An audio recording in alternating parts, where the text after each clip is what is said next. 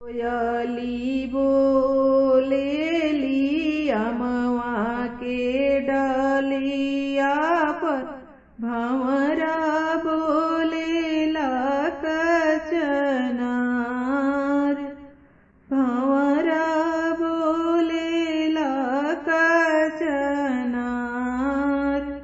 दुल्हा जे बोलेले ससुर के लिया हो, हाथे चवर मुखे पान।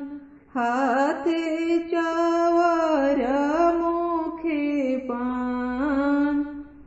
कौना लोभे गईला दुल्हा योही फूलवारी या हो, कौना लोभे गईला ससुराय।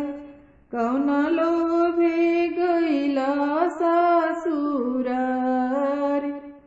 अमवा के लोभे गईलो फूल फूलवारिया हो, धनी लोभे गईलो ससुरार।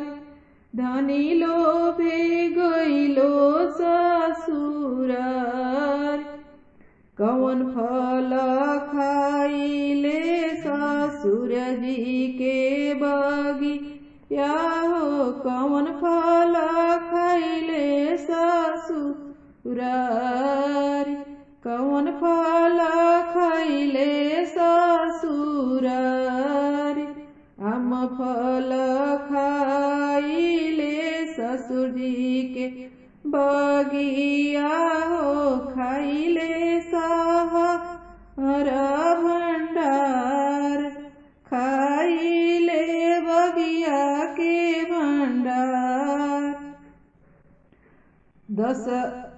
दसही मास बाबू गर्भ में राखिले, 700 दूधवा पियाई।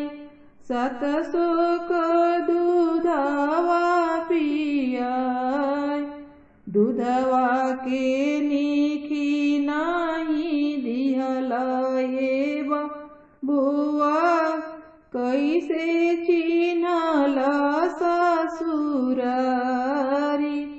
कैसे चिन्हला ससुरारी।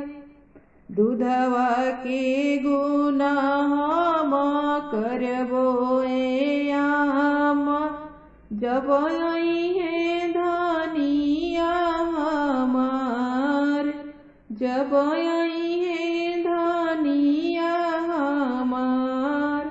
हम ही त होइबी अम्मा बाबा के सेवक, धनी होई है दासी तो हार। धनी होई है दासी तो